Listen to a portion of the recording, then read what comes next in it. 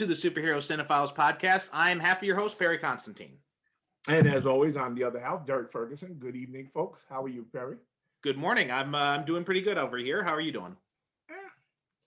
Okay, a little bit of the allergies messing with me. So, folks, if you hear me coughing and doing all that other stuff, don't worry. That's just my allergies playing hard with me, as they always do all day long. Nothing. Then, of course, as soon as I get ready to do this with you, then they start. Yeah.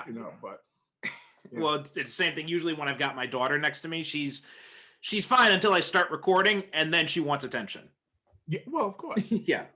Of course, it wouldn't be fun otherwise. Oh yeah. So we got a little bit of news today. Not a whole lot because we recorded, just a few days ago, but a few things did pop up in the past few days.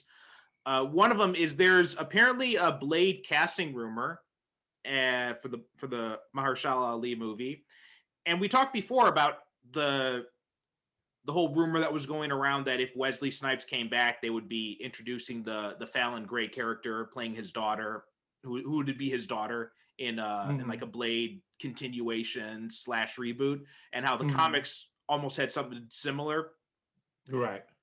So it looks like this new casting room, and again, this is all a rumor, but there's the production is actively casting a character named Ruby, a teen that's said to be thoughtful, serious, and burdened by growing up in a complex world. And it's expected that she's going to be playing a strong supporting role in the film. But one of the things about the Marvel's casting calls is the names that they put on these casting sheets are often inaccurate because, Marvel tries to hide stuff. So right. A lot of people are theorizing this could actually be a casting for Fallon Gray, Blade's daughter. Oh, okay. So it looks like we might actually get that. Well, we look forward to seeing any, even though I'm not exactly jumping, like I said, I got nothing against Mahershala Ali, but for some reason I look at him and I don't see Blade. I don't know. And maybe it's because we just recently watched Blade 2 and I'm saying, well, damn, Wesley Snipes could still kick ass. Why not just get him? But, I understand it's that whole thing that they're trying to divorce themselves from, all the previous iterations of Marvel. Right. So, but and now that we've got, now that they've got they're introducing the multiverse with WandaVision and Doctor Strange and possibly Spider-Man, then maybe we could see Wesley Snipes reprise the role at some point. Like I said, if I had my way, they would do the thing with his daughter taking over being Blade, and he would, take over being Whistler, essentially, and that's something I would like to see myself. But hey, I don't run Marvel. They don't ask my opinion, so hey.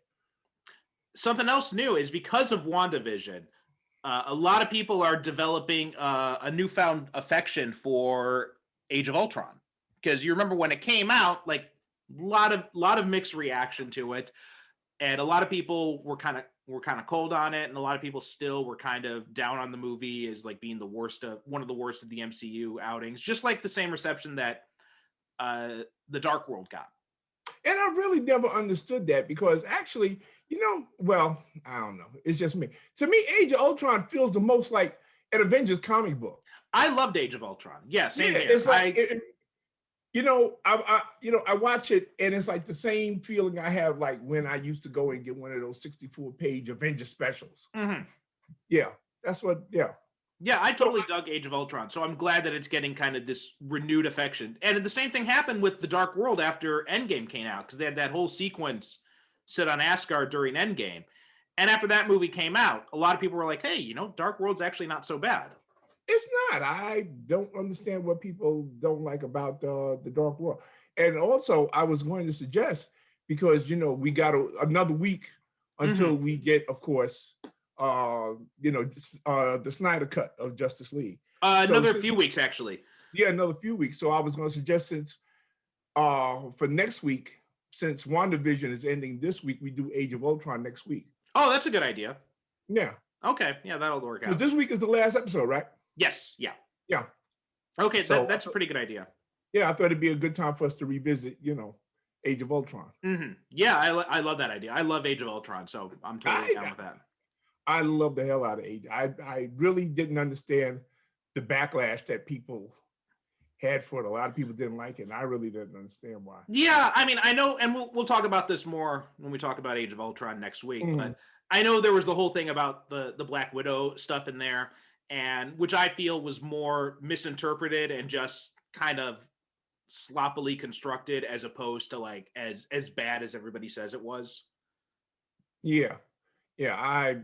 Like I said, I couldn't see it myself, but you know what? Long ago, I made up my mind that I think what a lot of people happens is that, and I see it happen with WandaVision. Mhm. People are more pissed off about WandaVision because they come up with these theories, and then they watch the episode, and the theory's all wrong. You So hit now it. they get, It's exactly what I was about to say. Exactly well, what go I was ahead and about say to it say. then, bro. Well, Go ahead and say because it. well, I remember seeing all this stuff about the aerospace engineer, right? And Yeah, WandaVision, Monica's friend who's going to make her this. Everyone's like, oh, it's Rhodey, or oh, it's Reed Richards, or oh, it's whoever, and it comes in and it's just like nobody, yeah, yeah, and right. everybody's like, oh, well, the real aerospace engineer is going to be coming in later, right? It's people are more pissed because it's not what they expected, as opposed to just enjoying what it is. Just, I don't understand why people just can't sit back and watch. Mm-hmm. You know, it's like watching movies with my wife. I'm watching movies with my wife, for instance, and she'll be asking me questions. Well, why is he doing that? And why is he doing? And do you think he's going to do this? And you think? And I said, see, my wife is just like a MCU fan. You know, she's trying to get ahead of the plot and figure it out Yeah, instead yeah. of just sitting back and watching it. You Mm-hmm. know, I mean, these people are doing the work for you. You don't have to sit there and try to figure. But you know, yeah, and I really think that that's the problem with a lot of people is that they come up with these theories, and that's what they're more interested in, seeing their theories prove right. And then of course when their theories don't pan out, oh well, that was a shit episode. Oh, this is a horrible show. This is a terrible show. Right. Like I remember there were theories when we saw the Age of Ultron trailers that like maybe time travel was going to be involved and Steve Rogers was going to be going, because there's the scene when he's in the castle. Everyone's like, oh, maybe that's him going back to World War II or Yeah, something like that. And when it didn't happen, everyone's getting pissed off. It just because it didn't happen the way you expected it to be doesn't make it bad. you and I are a rare breed, my friend, in Mm-hmm. that we are just content to just sit and watch the story. We know something else I've noticed too is a lot of the fan theory stuff that I've read online. It really shows you that a lot of fans aren't writers and shouldn't be writers. No, no, they're not. No, they're not. They really aren't. Mhm. Uh, two other pieces of things to talk about. So there was a response to Ray Fisher continuing the ongoing saga of Ray Fisher. The see so there was Catherine B. Forrest. So she was a former federal judge who was a third party hired by Warner Brothers to investigate Fisher's accusations. So she investigated and she found she looked into the alleged misconduct, and one of the things that Fisher has said is that Walter Hamada kept trying to interfere with the investigation. And she came out and she says, no, Hamada did not interfere with the investigation. Um, her exact words, I am disappointed by continued public statements made suggesting that Walter Hamada in any way interfered with the Justice League investigation. He did not. I interviewed him extensively on more than one occasion and specifically interviewed him concerning his very limited interaction with Mr. Fisher. I found Mr. Hamada credible and forthcoming. I concluded that he did nothing that impeded or interfered with the investigation. To the contrary, the information he provided was useful and advanced the investigation. So that was her. And then Ray Fisher came out with another statement in response. And this is the first time he's been a little bit more specific about some of the accusations. Specifically Toby Emmerich, Jeff Johns, and John Berg. And so he was told about, these were apparently conversations that they had. Prior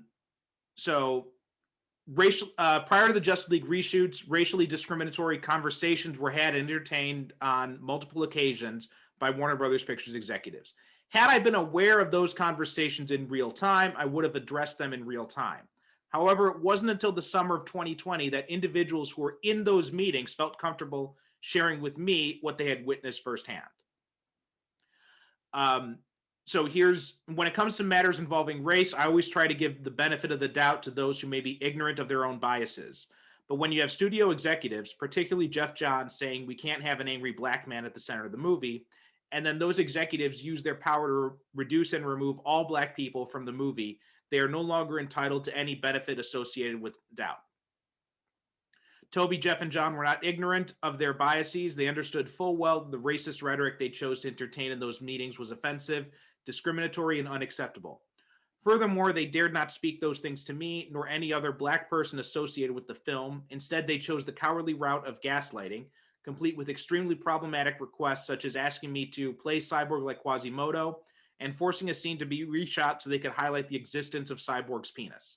Unfortunately, those were just some of the issues. And it continues going on and says the truth will continue to reveal itself. But he doesn't go any further. He doesn't really mention anything about Joss Whedon here, and so that's what we've gotten so far. So, what do you think? I don't think anything. I am no longer concerned with Ray Fisher or whatever. Seriously, I'm no longer concerned with him or whatever it is that he's trying to prove. Or you know what? If you got legitimate charges or complaints or whatever to make, go ahead and make them. Don't be dribbling and drabbing every couple of days and you got to, you know, I mean, if you have something legitimate that you have to say, call a press conference and go ahead and state it and lay it out there for everybody to see so it can be investigated properly instead of just dragging this thing on. Because he's already burned his bridges, right? I mean, you know, pretty much, yeah. He's burned his bridges, so I don't understand why he keeps dragging this out. I don't know. You know? Maybe he's hoping for some sort of like documentary series deal or some other studio to come in and be like, you know, we're gonna put him under contract or something. I don't know. Maybe it's something like that. I mean, or maybe he thinks that they're going to pay him off. You know, to go away. Because see, now my thinking is that with all of the press about, you know, Justice League now, he figured they wouldn't want any negative, you know, press associated with the movie. But let's face it, unless the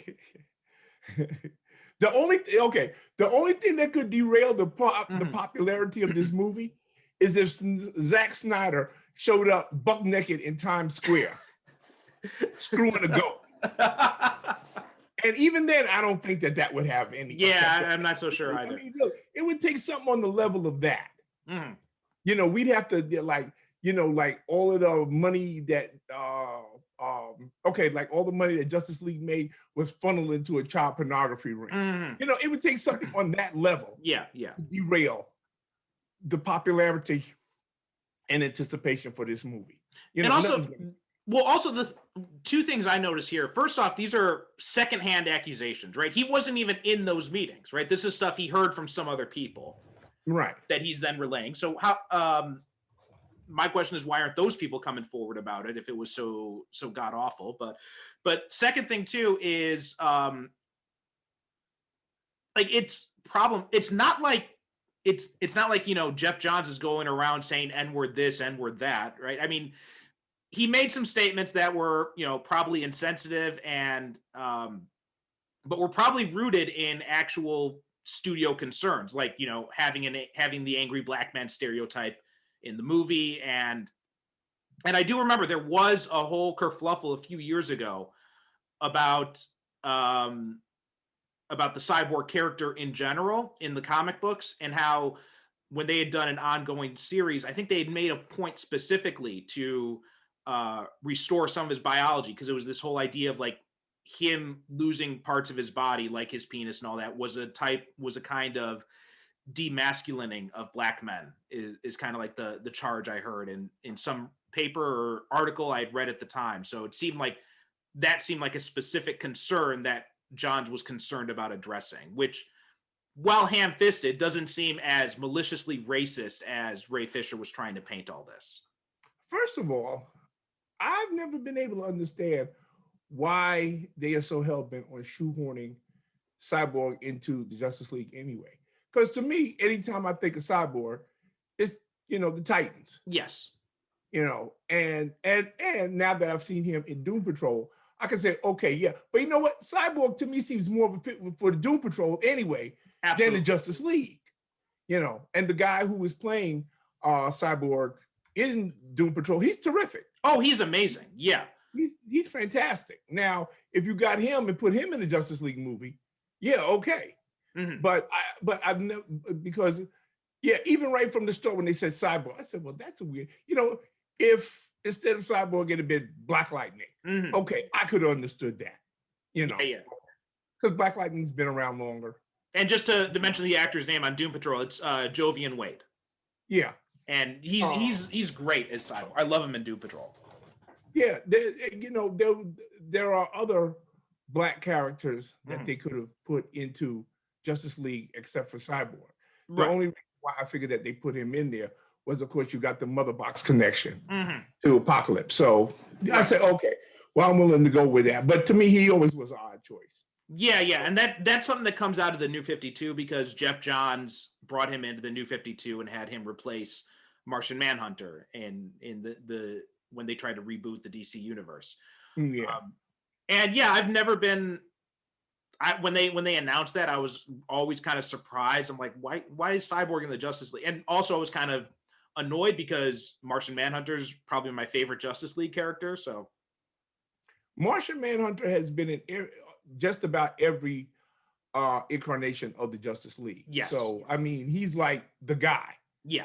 He's like Mr. Justice League. Exactly. Yeah. More than any other character, it's the Martian Manhunter. So, I would have much preferred to see him in the movie, but I can understand why they probably wouldn't want to hit him in there because they say, well, basically he's got the same powers as Superman.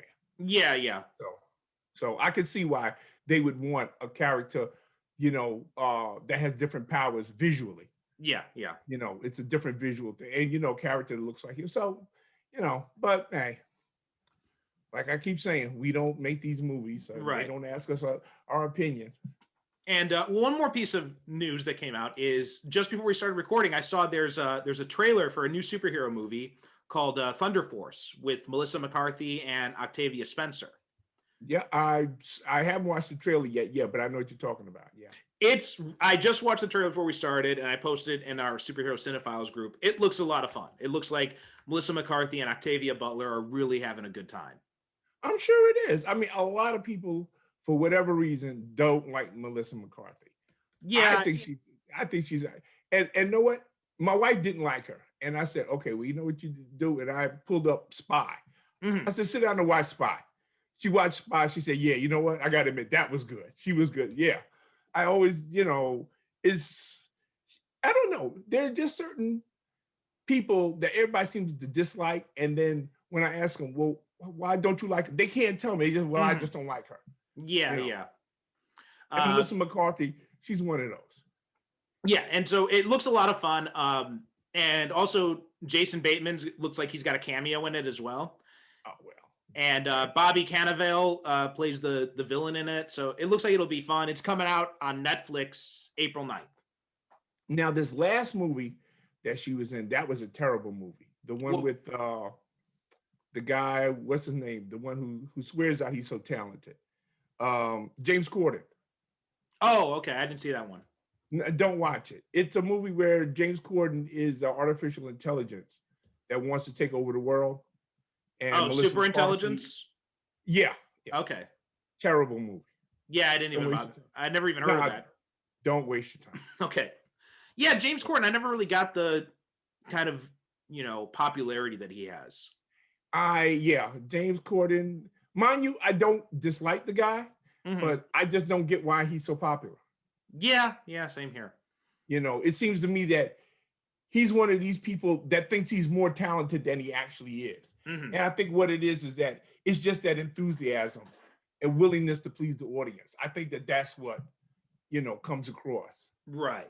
More than anything else. See, me, because he took over the show when, what's his name left? Craig Ferguson. And once Craig Ferguson left, that was it. Yeah, I remember I'd only seen a few episodes, but I'd seen some of Craig Ferguson's stand-up, and I always thought he was pretty funny. That was my guy, yeah. Yeah. because he had that snarky, I don't give a shit attitude. Yeah, yeah. Whereas that eagerness to please thing, that I don't respond to that. Yeah, yeah. I mean, not that I wish, like I said, not that I wish him ill. I don't have nothing against him. I saw him in Cats and he was terrible in that one too. Well, I think pretty much then that whole movie was terrible. I was gonna say, yeah.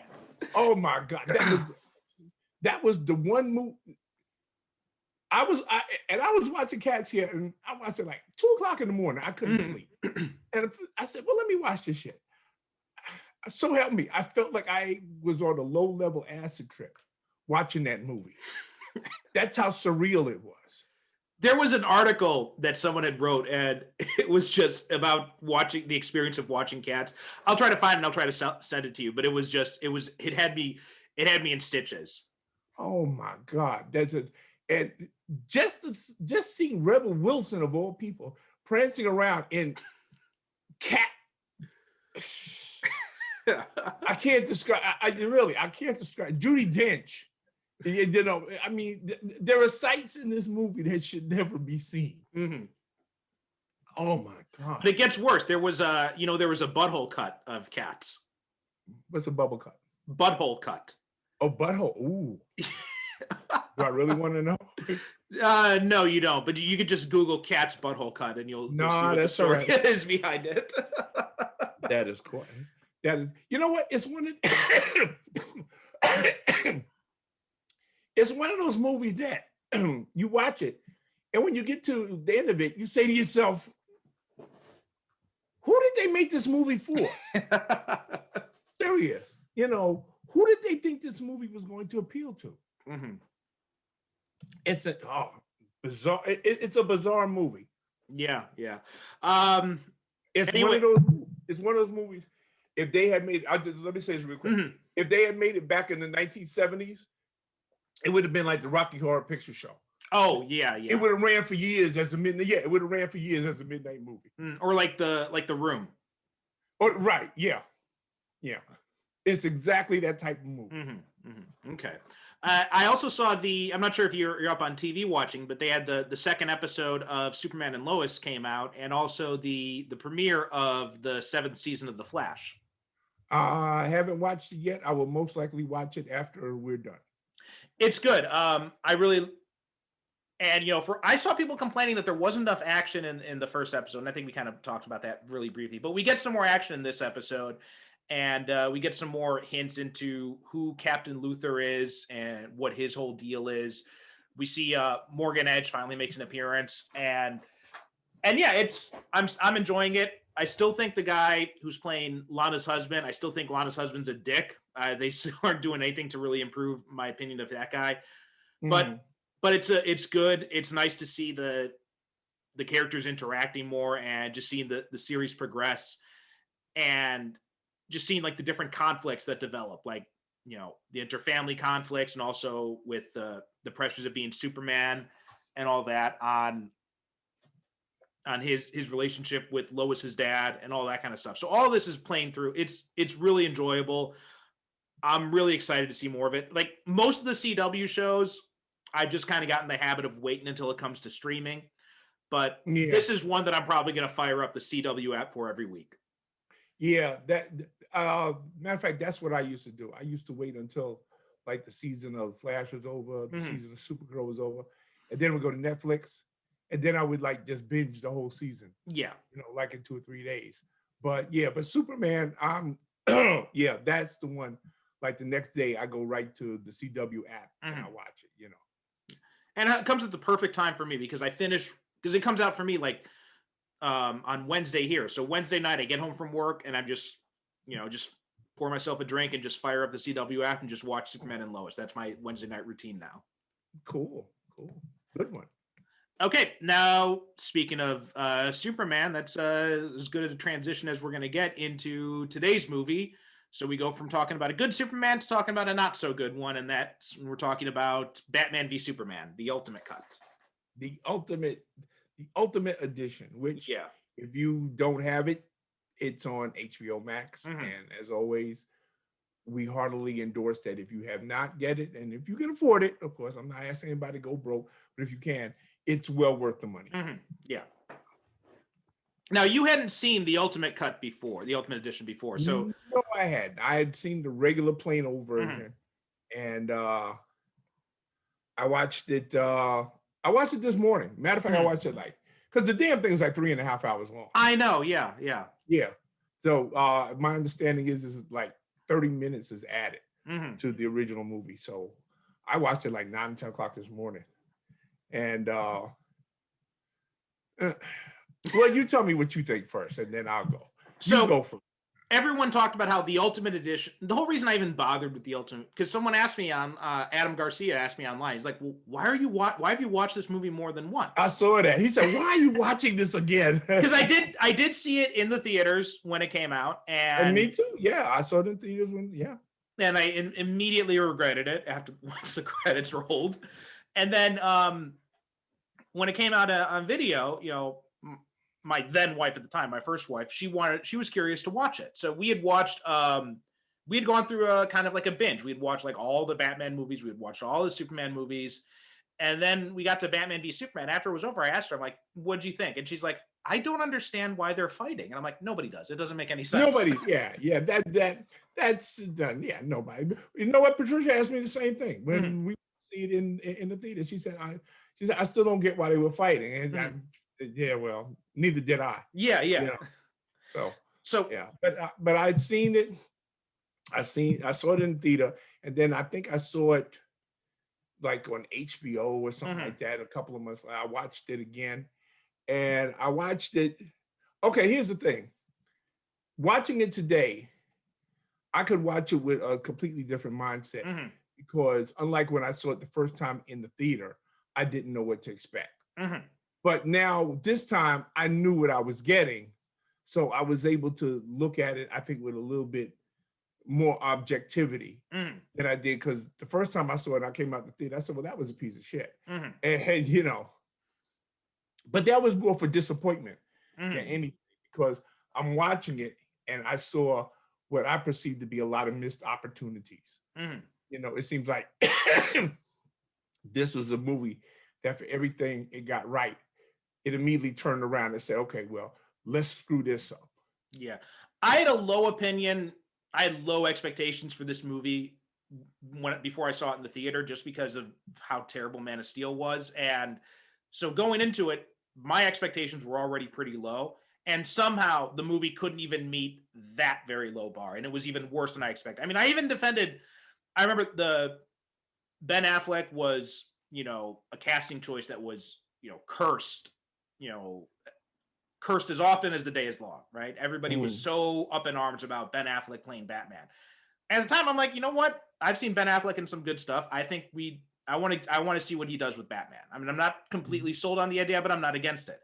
Another one right. I defended was Jesse Eisenberg as Lex Luthor. I defended that one because I had seen him in Social Network. I know he's a good actor. I'm like, if he plays the character, similar to how he played Mark Zuckerberg in Social Network, it might be an interesting take on Lex Luthor, and especially because they Mhm. released photos of him with the shaved head, and I'm like, well, actually, he looks pretty menacing like that. But Okay. so I was half right. Ben Affleck was really good, and I was right to defend him. I was not right to defend Jesse Eisenberg. Matter of fact, I'm going to go so far as to say that Ben Affleck is the best thing Ben Affleck is the best thing in the movie. Him, Jeremy Irons, Gal Gadot, Mhm. they're the best things in the movie, really. Yes, I yeah, mean, if you because you know what? Because this actually is a Batman movie. yeah, yeah. This isn't Superman is a supporting character in the movie. Actually, Mhm. the movie is about Bruce Wayne dealing with uh being re-traumatized all over again. Mhm. In the beginning, when he goes to Metropolis and Superman is fighting with General Zod, Mhm. and they're tearing up the city, and there's shit falling all over the place, and things are exploding, and he's watching people being crushed. And I get what Zack Snyder was trying to do with the 9/11 imagery, but Mhm. I think he pushed it a little bit too far. Oh yeah, yeah. He did. I think he went too far with that because it was too real. It was that, and for those of you who don't know, I live in New York. I live in Mhm. Brooklyn, so I yeah, I vividly remember 9/11. I remember walking about 5 o'clock that same day, walking out and seeing tanks. Well, not Mhm. tanks, but like half tracks and Mhm. military vehicles going up Flatbush Avenue. and they had on Atlantic Avenue. There's like a street with all kinds of Arab shops and stores and stuff like that. There was military all over there. Jesus. Had a corridor. Yeah. So the 9/11 imagery, I think he pushed that a little bit too far. I could have done with a little. I didn't need for it to be that real. And also, one thing I expected is that the whole idea behind Batman being against Superman is what I thought it would be, the fact that, Superman's actions had resulted in Metropolis being destroyed, and Batman would have been more like, look, you can't do it this way. You have to be a better. But then you watch this movie and you're like, Batman's just as much of a bastard as Superman is. He has just as little concern for collateral damage as Superman does. Yeah. I mean, like I said, this whole movie is about him, because when he comes to Metropolis and sees all that, Bruce Wayne is re-traumatized all over again. And that's what the movie he's dealing with. Well, like you said, you made a statement sometime, and I attribute it to you because I'm pretty sure you said this because you're a pretty perceptive guy, that this is a movie that would have been over with in 30 minutes if people just talk to each other. Yeah, I don't think I said that, but I definitely agree with that. Yeah, this is like you said, Bruce Wayne, he goes to him and talks to him and says, listen, you can't go around doing shit like this. You can't tear up the city and stuff like that. There's I would say a good six distinctive parts in this movie where the people would just talk to each other, the movie would be over. Yeah. And we pretty much have Alfred making that argument throughout the whole movie, right? I mean, for all the talking that goes on in this movie, nobody actually says a damn thing to each other. No. That's worth saying. They're all talking at each other and past each other. Except for Alfred and Bruce. Well, even still, I think Bruce isn't really having any of it. So Alfred's still just kind of like talking past Bruce because Bruce won't listen. Well, Alfred is talking, Bruce ain't listening. Yeah. His whole thing is, well, kill Superman. What? Wait, what? How do we jump to kill Superman so quick? Shouldn't we try, inviting him for lunch? So, oh my God. I saw when the Ultimate Edition came out, everyone's like, "Oh, it's so much better, right? It the story it makes for such a better movie." And I watched it, hoping, some vague hope that maybe it would make the movie a little bit better. It makes the movie more complete, but it doesn't make the movie better, is what I felt. Like, this is a movie that starts off with about 20 people in the desert. We got about 20 people get slaughtered. We see bodies get incinerated. And that pretty much sets the tone for the whole movie, because this movie is about darkness, depression, and death. Well, I mean, really, so much so that they killed Jimmy Olsen, right? First, they make Jimmy Olsen a CIA assassin, posing as a photographer. And then they have KGB, shoot him in the fucking head. Well, the theory that I've heard is that wasn't the real Jimmy Olsen. It was a CIA agent just using his identity because Jimmy Olsen is a well-known, photographer. So this was a CIA agent that appropriated his identity to, get closer, which is a theory I'm going with, because I would really just hate to think that Zack Snyder just off Jimmy Olsen just like that, just for no good goddamn reason. No, that is actually what he did. Like, I that would be an interesting theory, but Zack Snyder has pretty much, dismissed that theory himself. Oh, really? Oh, yeah. Okay. So that's supposed to be the real. Oh man, that sucks. So I'm bringing up the articles. This was from an article back in. Oh, this is from last year. So.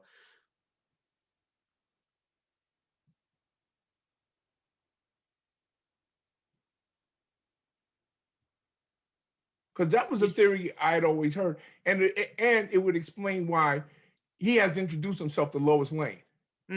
Yeah, he just said their role, Jimmy's purpose in Batman v Superman was just to die. Well, that's not a good reason, because then it could have been, because now you just telling me you did it for the shock value. Yeah, basically. Which you don't do that to Jimmy Olsen. Jimmy Olsen is just as much a part of the Superman mythos as Superman himself, his parents, Lois Lane, Crypto. Jimmy Olsen. Here's what he said back in. So here's what he said. He said, I thought if it were Jesse, he goes out and he goes, "I'm Jimmy Olsen." You'd be like, "Oh my God, we're gonna have Jimmy Olsen the whole movie, right?" And then if he got shot, you'd just be like, "What? You can't do that." And the article asks, well, if you're just gonna, why bring in Jimmy Olsen if you're just going to kill him off? And here's what Snyder said. Exactly. Yeah. We just did it as this little aside because we had been tracking where we thought the movies were going to go, and we don't have room for Jimmy Olsen, our big pantheon of characters, but we can have fun with him, right? So Zack Snyder's idea of having fun with Jimmy Olsen is, putting a bullet in his head. Putting a bullet in his head. Yeah. Okay. Well, you know what? I'm still going to believe that wasn't the real Jimmy Olsen. I don't care what he said. It makes it easier for me to swallow if I can believe that wasn't the real Jimmy Olsen. But yeah, so that whole opening scene in the desert kind of sets the tone for, and of course, the destruction of Metropolis, which we got to see again, and the 9/11 image. That pretty much to me sets the tone for the whole movie. Which, as I said, now that I've seen already, I can watch it with different, because this is not a fun movie. No. Well, we also get it's also letting us know right from the jump that it's going to be Frank Miller pornography, right? Because we get the scene at the beginning with the parents dying and the pearls falling in slow motion and all that. Yeah. It's just like the total, wanking all over Frank Miller's comics. Oh yeah. I mean, Ben Affleck himself, he's in the Frank Miller batsuit. Yeah, it's in the Dark Knight Returns batsuit. Pretty much, which I have to say, he looks damn good in it. Well, that's one thing that I can never fault Snyder for is the costumes in these movies, in Man of Steel and in Batman v Superman. They look amazing. Maybe a little bit too darkly lit, but the designs are really good. And we got to give Zack Snyder credit in that he actually, instead of having Batman in this armored suit all the time, it's a cloth costume. It's a kind of armor, but it's a much more flexible type of armor. So we can actually see him move around. Yeah. Right. We actually see him move like what you and I and a bunch of other people, the best live action Batman fight sequence in film history in the warehouse. Yes. Yeah. Now, I mean, you look at that and you say, "Holy shit! Why can't they do that in every Batman movie?" Yeah. It plays out like one of the fight scenes in the Arkham games. Yeah, I rewound that thing twice to watch. Yeah, that was and that's one of the things that Snyder is really good at directing action. He knows how to direct an action scene. He knows how to frame it well. He knows how to choreograph it well. All of that, no complaints from me at all. But it's when we get to the other stuff that's when we have issues. No, well. And so going back to that first scene, also, is it just me or is Lois kind of needlessly a bitch in this scene when she meets fake Jimmy Olsen? Everybody's needless. Because she's like needlessly a bitch in this movie. Look at Perry White. Damn, what is I wanted to say, what is your problem, dude? I'll get to Perry White in a minute because that's another one I got bones to pick with. But she comes in and she's talking about this other photographer. She's like, "You know what I liked about him?" And he's like, "What's that?" She's like, "He was quiet." Yeah. And I'm like, "What the fuck, Jesus, lady?" I mean, you don't introduce, "Hey, how you doing? Nice working with you," and everything like that. She said, "Yeah, you know what I liked about him? Oh, he was quiet." I said, "Wow." But you know what? Amy Adams, as good an actress as she is, her Lois Lane is entirely unmemorable to me. She's not as bad as Kate Bosworth, which to me is the worst Lois Lane. But it's like there's nothing that stands out about her Lois Lane. Yeah. And I really don't feel that she and Henry Cavill have much chemistry. I really don't. I had a hard time. That stupid scene in the bathtub. Oh God, yeah, that was ridiculous. Where, folks, let me tell you two things that you will see in movies that actually in real life is impossible to do. I'm gonna be a little personal here. I tried it myself. You cannot make love in a bathtub, and you cannot make love on a staircase. Not a bathtub that size, at least. Yeah. Not really in any bath. You need like a hot tub, really, but a bathtub that size. No. I mean, that was a silly scene that was trying to, trying to break the mood, trying to break the tension, but it just comes as being something from a sitcom. Yeah. Especially because they're in the midst of this serious conversation about, like, look, everybody thinks you killed a whole bunch of people. And now you're just going to say, like, oh, forget it. Let's have bathtub sex. Well, everybody has every single conversation everybody has in this movie is serious. Mm-hmm. Nobody takes a minute to, except for Perry White. The one scene where he's having a staff meeting and Clark is trying to sell him on the idea of doing a series of stories about Batman. Mm-hmm. And Perry says, crime wave in Gotham. In other news, water is wet. Mm-hmm. You know, that's about the closest we come to humor in this movie, really. Yeah. And so, that's a good transition to talking about Perry White, because my God, he's a fucking dick in this movie. Oh my God. He's just like, I mean, Perry White is supposed to be gruff. Yeah. Mm-hmm. And I think that what it is that because he has a conversation with Clark. And I think that what they were trying to get across, that Perry feels a lot of frustration because print mm-hmm. journalism is dying. And he's had to, make compromises. Mm-hmm. I think that's what they were trying to go for. But it didn't come across very well. Like you said, it just comes across as making Perry White like an unlikable dick. Well, yeah, and also, like, I don't think Zack Snyder understands how newspapers work, because you don't just take a reporter from one beat and just suddenly say, like, oh, you're gonna go cover sports now. Yeah, Clark has a crime reporter. What's he doing? What's he telling? Oh, yeah, you have sports reporters for that. Mm-hmm. Yeah, who cover sports. You just don't tell Clark Kent, well, you're gonna go cover the sports. Yeah, and it's not.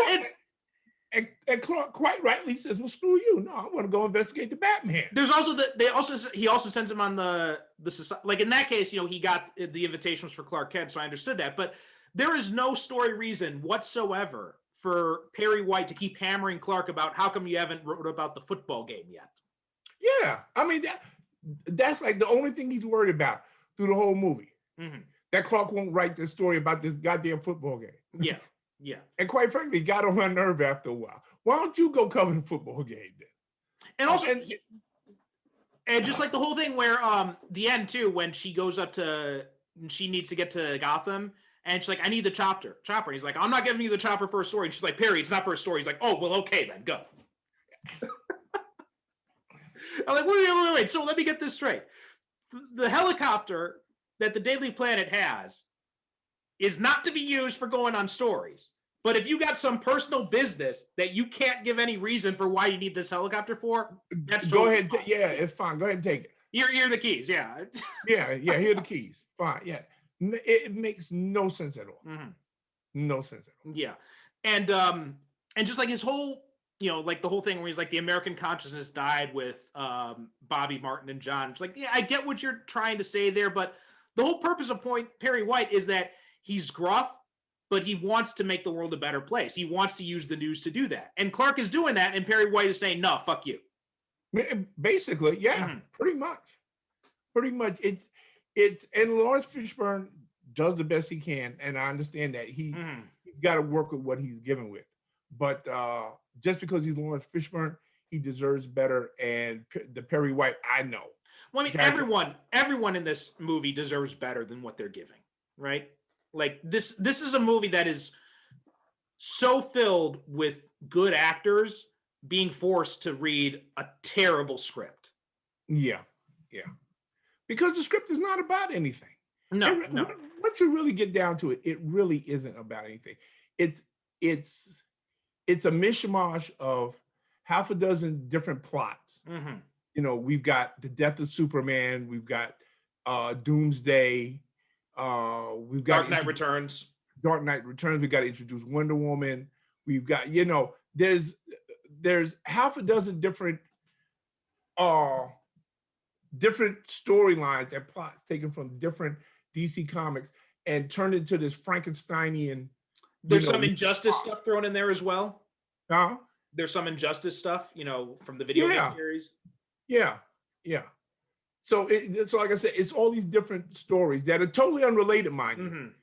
Mm-hmm. And just like Dr. Frankenstein stitched together a monster out of it, that's what Zack Snyder did. You know, he took half a dozen different plots and stitched them together into this unholy creation. Mm-hmm. Well, and the other thing is one of the big complaints, one of the big rebuttals everybody had because one of my biggest issues with Man of Steel was the fact that he kills Zod at the end. Mm-hmm.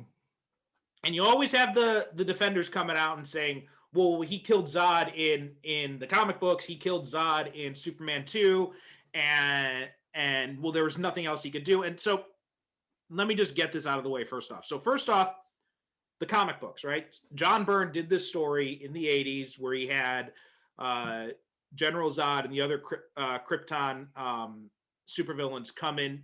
It was like not from the real Krypton, they were from a pocket universe or something, because John Byrne was obsessed with the idea that Superman can be the only Kryptonian. Right. So he brought them in. He had to work through this really bizarre kind of explanation for how they exist in the first place. And they end up getting rendered powerless. And Superman is worried that they pose a threat, that he comes and he exposes them to a lethal amount of kryptonite and kills them. Mm-hmm. Now, when people cite that story, I think they're forgetting the point that a lot of Superman fans fucking hate that story because of what he does in that. Like, yeah. And Superman writer, and I think that was John Byrne's last story on the book. And after that story, like, Superman writers spent like the next 20 years twisting themselves in knots to try and justify and explain that story. Like, there was a time when he went off into exile in space and all this kind of stuff. Another issue where in Justice Morrison's JLA, Morpheus, the Sandman, comes in. Not Morpheus. I think it was Hal Jordan confronts Superman about it, and Superman says, "Look, that is something that I was wrong. I should never have done that, and it's something that haunts me every single day of my life." Like, they made a good effort to say, like, this is not who Superman is. This was a mistake. This is a bad storytelling choice. Right. And so when people say, well, he did that in the comics, it's like also saying, well, yeah, Tony Stark in the comics went crazy and was working for Kang and, tried to kill the Avengers. Doesn't mean we want to see Robert Downey Jr. do that. and Marvel spent a whole lot of time retconning that away too. Yeah. So just because something happened in the comics doesn't mean it was a good thing. No. Matter of fact, if they never make mention of it again, there's a reason why they never make mention of it. Yeah. And so the other one is Superman 2, right? They say, oh, well, he kills Zod in Superman 2. Well, no, he doesn't. And this has to do with, the Salkins and Richard Lester coming in and butchering everything. But in Superman 2, Donner originally had a scene filmed where you have the depowered Kryptonian villains being taken away by the cops. Right. So they did survive. The intent wasn't. So people say, well, it wasn't in the final. Well, that wasn't Donner's choice, right? So to blame Donner for the fact that someone else fucked with his movie isn't fair. It's like blaming Zack Snyder for the problems with the reshoots Joss Whedon did on Justice League. And I never had a problem with that. Like I said, I always just assumed he sent them back to the Phantom Zone when they fell down into the pit and everything like that. I figured he just sent them back to the Phantom Zone. Well, like we've said, like in comic books, first rule of comics is if you don't see a body, they're not dead. If you don't see a body, they're not dead. Exactly. Yeah. So that addresses those. And now the other one, he had no choice. I could possibly buy that. And Mark Waid did a really good job of saying this when he reviewed this movie. And he said, look, if you're going to have Superman kill Zod, if you feel that's the only way you have to go, I don't like it, but there's a better way to do it. And you should have him, you need to show him like Zod threatening humanity and like you have to push Superman to his limit, trying to stop Zod from, killing all these people. But instead, Superman's causing just as much damage as everyone else. So right. It doesn't have that same weight. You have to have Zod with his hands around a child's neck. Yeah. Saying, I'm going to kill this child. To push Superman to make that decision. You got to do something like that. You can't just say, well, he didn't have any other choice. Well, he's Superman. He'll find another way. He'll always find another way. That's why he's Superman. Yeah. It's just like we always say that Batman is always prepared. Superman will always find another way. Right, exactly. Yeah. So there's a way to do it. And now even still, like, if you're going to make that argument, okay, he killed Zod, he had no choice. I don't like it. I can live with it. But then you have this movie. And the first time we see Superman in this movie, right, he breaks into this compound and he sees this warlord. He's got his gun on Lois's head. And what does he do? Superman slams him, a human guy, by the way, through two or three different walls. Yeah, he straight up murders him. He straight up murders that cat. You know, that guy is going to be liquid by the end. Oh, wait a minute. And here's the thing. Here's the insulting thing about that scene, Perry. We're supposed to buy it because Lois Lane's life was in danger. Yeah. So we're supposed to, yeah, well, that's the woman he loved. Whatever happened to Heat Vision? I know. He's fast enough to slam the guy through two walls without any harm coming to Lois. Obviously, he's fast enough to disarm him. He could have been across their head, and that would have been a better scene. That he's just standing there, and then all of a sudden, he's standing there, and the guy's got his finger pointed to Lois's head, and Superman's back where he had, spinning the gun around his finger. Or he's that fast. Or he just kind of looks at the gun, his eyes glow red, and then the gun becomes so hot the guy drops it. Right? That stuff happens all the time in the Superman stories. You and I have seen Superman do that 1,000 times, where he makes the gun too hot. Yeah. Now, I can understand maybe he didn't want to take a chance on the bullets exploding. I can see that, but still, he's fast enough to go across there and take the gun away from the guy. Yeah. And, he didn't have to go ahead. Because the first time I saw it in the theater, I said, well, damn, talk about overkill. Yeah, yeah. I said, he just killed that. And but Superman, I said, Superman just straight up killed this guy. He fucking liquefied him. Like that guy, there's not going to be anything left of that guy by the time he's done. Ooh, there's nothing left of him. Yeah. But like I said, the thing that's insulting to me is that I'm supposed to excuse it because he did it because he was afraid for Lois's life. Nah, bullshit. Get out of here. Yeah. Miss me with that, man. Well, I mean, that whole plot, too, is just so stupid that because Lex Luthor sends KG Beast and his men out to this village to frame Superman. And First off, apparently Superman has nothing better to do with his time than just fly around and listen for when Lois Lane is in trouble. Apparently so, because there's 3 times in this movie where Lois is in peril and he just shows up. Yeah. So he's constantly got an ear cocked out for her, apparently. Yeah. But going back to what you said about the plot, this movie has got enough plot for 3 movies. There's way too much plot, and it's convoluted. Especially when it comes to Lex Luthor, and we find out that he's been manipulating all of this kind of stuff. But in such a stupid way. I don't understand how nobody figures out what Luthor's doing because he fucking signed the murder. There's no reason. If you want to frame Superman, you don't do it with a gun. First off. And, I know we see the scene when they torch all the bodies, but still, isn't anyone going to, do an autopsy on any of these bodies to see, what they really died of? Because it's very easy to torch bodies after they've already been shot. Especially when you're using a flamethrower because the chemical residue would still be on the bodies. Yeah, exactly. Whereas if Superman had used his heat vision, you would not have any chemical residue. Exactly. You see what I mean when I say if you just take 5 minutes to stop and apply common sense and logic to this plot, it falls apart. Even Luthor, if you want to frame someone, right? Why would you use the experimental ammunition your company is the only one on Earth that makes, and this ammo is not available, it's not on the market anywhere in the world? Why would you have your men use that weaponry? Why not just use regular bullets? Why don't you just put a sign on LexCorp?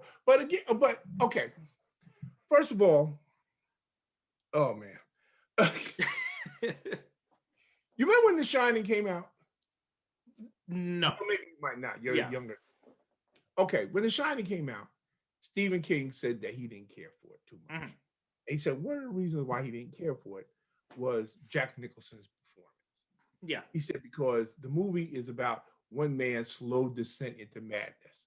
He said Jack Nicholson, right from the first scene, looks like he can't wait to get his wife and child up to this hotel and axe murder the shit out of him. Yeah. And he said that throws the whole movie off. Okay, Jesse Eisenberg has the same problem here because he's obviously batshit crazy right from the start. So it's there's no suspense. So I'm looking at these people doing business with him. And I'm saying, can't these people see how nuts he is? Why are they doing business with him? Why is it so hard to connect the dots and say, well, yeah, Lex Luthor is behind it? Well, how do you figure? Well, he's crazy. Look at him. Yeah. You I know, mean, and yeah, and that's a good transition talking about Eisenberg's Lex Luthor, because I don't know anyone who would watch Jim Carrey in Batman Forever and think that's a good way to play Lex Luthor. ooh, good observation. Yeah, you hit it right on the head. Yeah. Yeah, because that's what he's doing. He's doing Jim Carrey. He is. And it's just, first off, it doesn't fit his style of acting at all. No. Right? Second, it doesn't fit the character of Lex Luthor at all. So I have no idea why they're doing it this way. And you know what? Okay, here's a problem with it. Because everybody else in the movie is so serious and stoic and dense and ponderous, his performance looks even more wacky.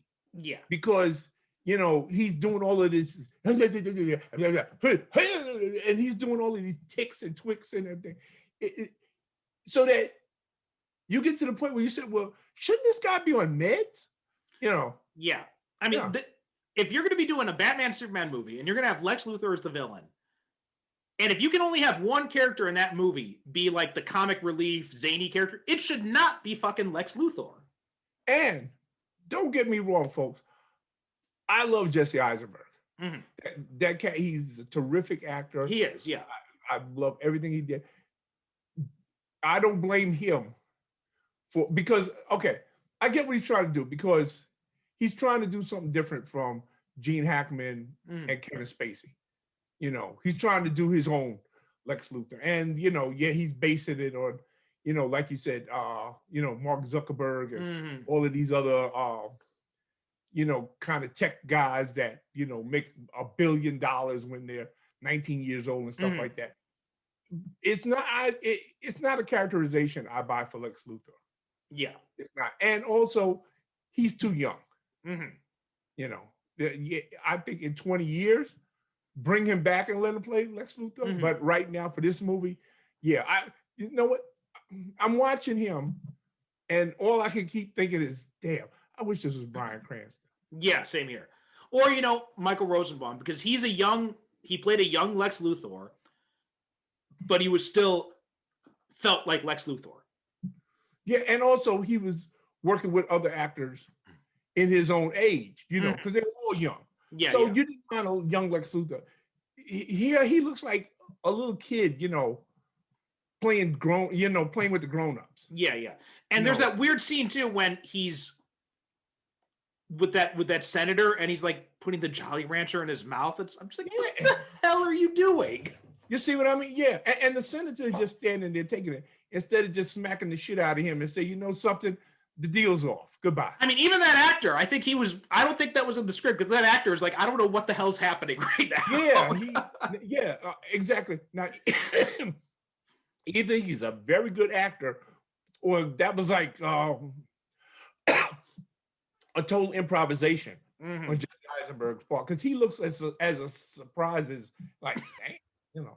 But he goes along with it. He stays in character. I'll give him that. Yeah.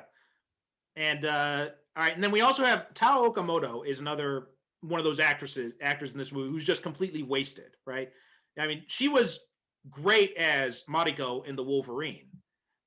And then you bring her in this movie and you have her play Mercy, who's like a very memorable character from the animated series. And she does nothing. She gets like Lex one line. Blows her up. Yeah. He lets her get blown up. Yeah. And there's also this whole thing about, I don't know, Zack Snyder is so obsessed with this idea of Superman being an alien, right? But the whole thing that he keeps forgetting is that Superman was raised on Earth. Yeah. But he's always acting like, I don't understand humanity. What is human, right? Yeah. See, okay. Superman doesn't feel like he's an alien. He doesn't feel like he's an alien because he knows nothing of Krypton.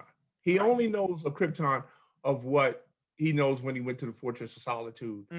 And, you know, and the hologram of Jor-El said, okay, well, you're Kal-El, you come from planet Krypton, blah, blah, blah, blah, blah, blah. Yeah. But how can I put it? He accepts his heritage, but that's not who he is. Yeah. He's Clark Kent from Smallville. Right. Well, actually, and I will say one of the best lines in Man of Steel was when he tells the general at the end, he's like, I'm from Kansas, General. I'm as American as they come. Yeah. Yeah. So all of those issues about him being an alien, he never had those. Yeah. He never had those because he was raised as a human being. You know, it's like if you take a child from one culture and raise him up in another culture. Right. Pretty much. He identifies with that culture. Exactly. He doesn't identify with the one that is his native heritage. Exactly. You know. Yeah. So to me, it's a very weird thing to have this morose, sad Superman going around moping, talking about how he feels isolated and he can't connect with humanity. What? Really? Yeah. And you're raised on a farm. It don't get more human than that. Yeah. You know. There's also that one scene, I think, when Lois is telling him about the shield, and she's like, this means something. And he says, on my world, it did. Right? But Superman doesn't think of Krypton as his world. He thinks of his world as Earth. He thinks of Krypton as the place he came from. Yeah. Yeah. He tells me, oh, well, I came from Krypton, but I was born on Earth. Yeah, exactly. He's used that line. He said that in comic books and probably in movies too. But he said that, he said, I came from Krypton. Yeah. And just like the fundamental misunderstanding. And also there's that other scene when Martha is telling him, you don't owe this world a damn thing, right? You can be their savior or be none of it. Like, that's just, again, it's just such a corruption of the values that the Kents actually taught him. I've always maintained that the real heroes of the DC universe is Jonathan and Martha Kent. Yeah. Because of the way they raised up Superman. Yes. And in turn, he inspired so many other superheroes, and he was like the template for what they should follow. Yeah. As far as the responsibilities that you have of putting these vast powers at the service of humanity. So my hats is always off to Jonathan and Martha Kent, because if they hadn't raised up Superman right, who knows where we would. However, I do not feel about that way about the Jonathan and Martha Kent that we get in Man of Steel and in this movie, because there's one part in the movie where he talks to the ghost of his father. That is such a bizarre scene. Like, I have no idea what the hell's going on there. Where did that come from? Yeah. It just came out of nowhere. And I'm not sure, is Clark hallucinating? Is he actually somehow encountered the ghost of his dad up in the Arctic somewhere? Like, it's just so weird. And it's just the story he tells is just the most cynical fucking story ever, right? Because he's like, oh, well, yeah, we had tried to save the cows, and my mother baked me a cake, called me a hero, and then we found out the water got backed up and their whole farm was drowned. It's so what, you're saying that you shouldn't do anything? I mean, it's just I don't get the message here. Yeah. No, you got the message. That was it. The message is do nothing. And like I said, it's I don't know. I just can't get with a sad, morose Superman who feels he cannot connect with humanity. Well, that's why that's the whole thing. He does connect with the whole of humanity. He feels like he's a citizen of the world. And I think that, and it's so weird watching this movie after seeing the premiere of Superman and Lois, because we get the way Superman is supposed to be. We get a Superman who is in touch with humanity, who understands that he is a human first and Kryptonian second. Right. Yeah, exactly. And I'm glad you mentioned that, because I did have a weird feeling watching this after seeing Superman and Lois. I did have because I said, something, this might as well be Earth 1 and Earth 2. Yeah. Really. As far as Superman goes. Batman, Batman is the same dick he always is. And thank God for that.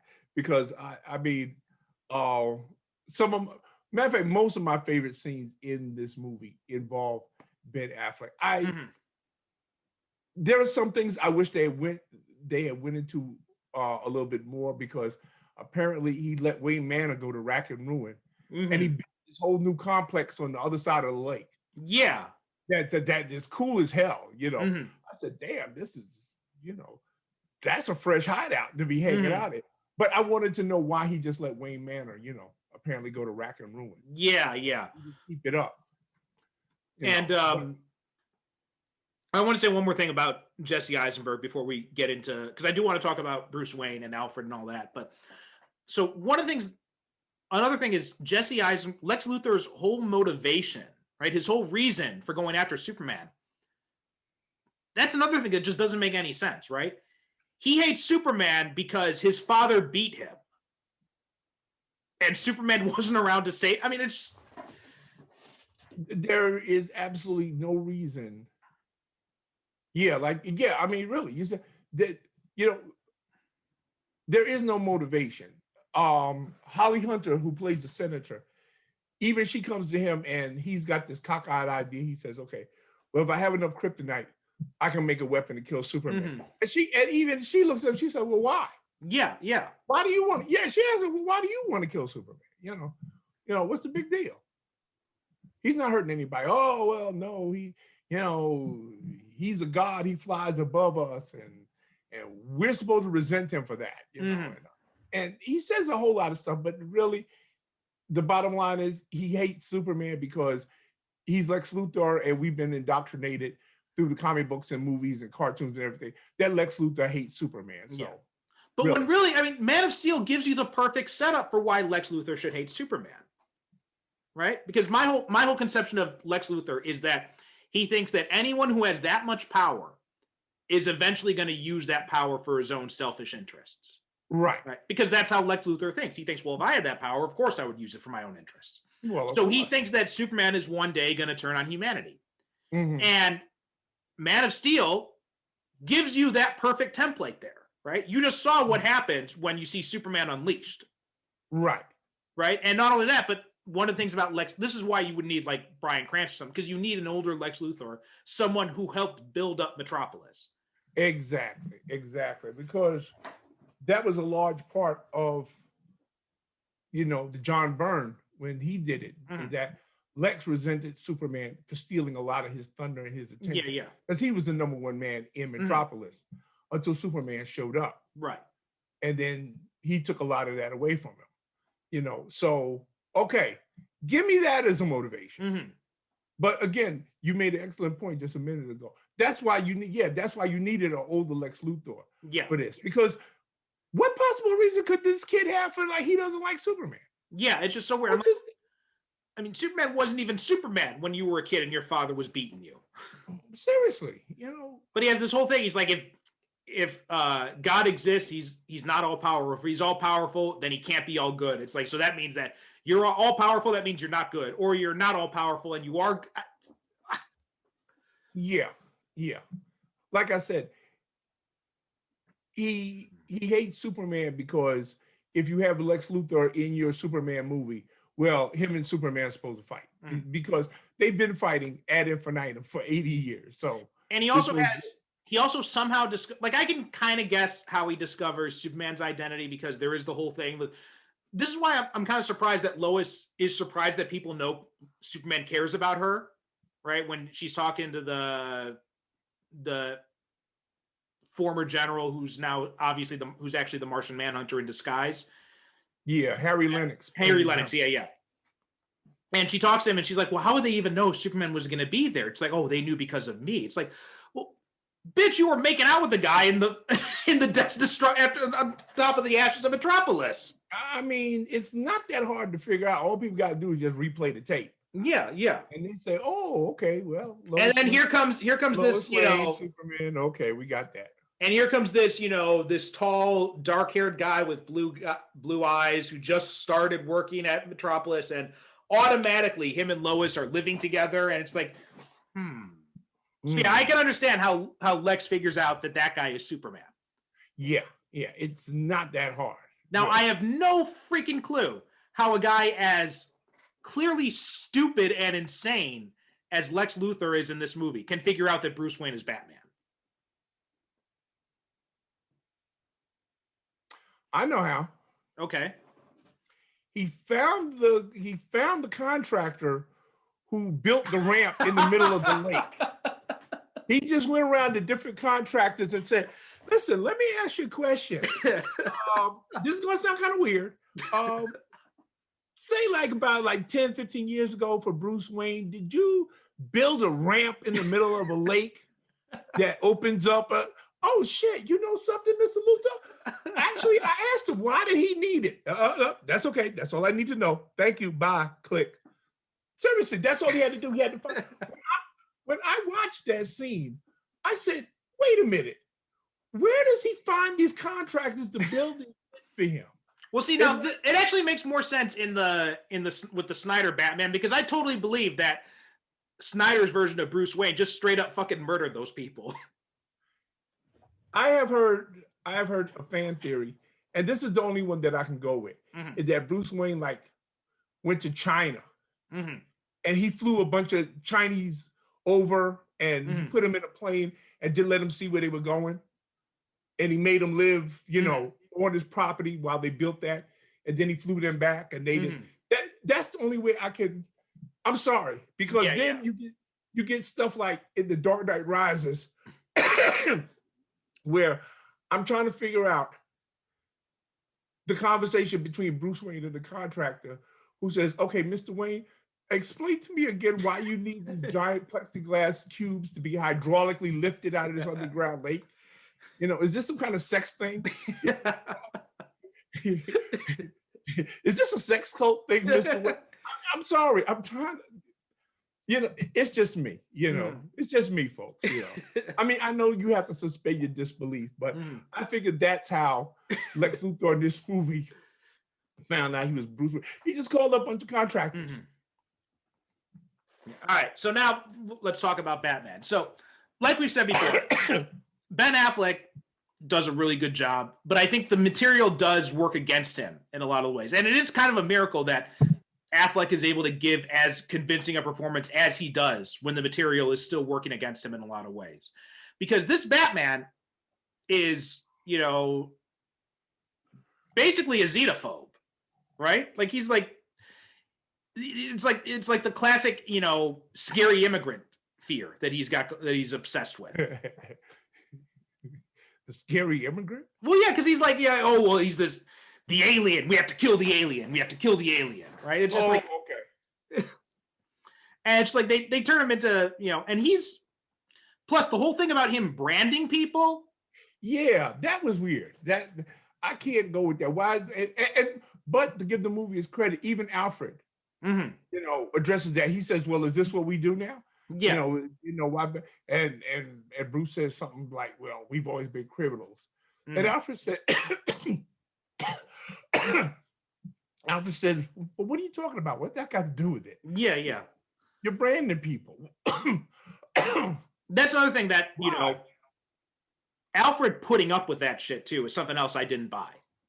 As good as Jeremy Irons is, Alfred and the Alfred I know would never put up with that shit. He would have been like, look, if you're going to do this, then I'm out of here. Yeah. He would, Alfred, excuse me, because Alfred, in so many ways, is Bruce's conscience. Yes, yeah. And he reins him in when he goes too far. And Alfred would have never put up with that. And when he has gone too far, Alfred has made good on those threats. He has left several times. Yeah, he's walked. He walked. He said, you know what? Call me when you come back to your senses. And, Michael Caine did that too in Dark Knight Rises, right? He's like, you know what? You're going to do that. I'm not going to be part of this anymore. And he just got up and he walked. But as I've said before, the best thing I like about Ben Affleck and Jeremy Irons is that I can see them as being the Michael Keaton, Michael Gal, Batman, Bruce, Batman, and Alfred 20 years down the road. Yeah. There's just something in their performance that has echoes when I go back and I watch the older Batman movies, the Tim Burton. I see flashes of that in there. And like I said before, they got that great line in Justice League where they actually reference the robot penguins from Batman Returns, where they say, "Oh, don't you miss the good old days where all we had to worry about was rocket fire and robot? Mhm. I said, oh wow, that was so. That's the one thing I love about their performance. They out of all the actors in this movie, they've got the best rapport. Yeah, you I think. believe that they've got a history. They Yeah, do a really good job making you believe that. yeah. But also with the branding thing too, is there's this whole thing in the story that the criminals who are branded, they get Mhm. attacked, they get killed by the other criminals in prison, right? Let me ask you something. Did you ever think you'd see a Superman Batman movie where a guy gets shanked in a prison yard? Well, we did see a shanking in Superman Returns. Lex Yeah, Luthor did okay, yeah, you're kryptonite right. shank. You're right. But no, you're right. But it's I don't understand the logic behind that. Like it's known that Batman is inflicting this brand on people. But the Mhm. criminals in prison, they think, oh, you're working with Batman. So we're going to, like, I don't understand the logic behind that. Yeah, yeah. Well, I don't.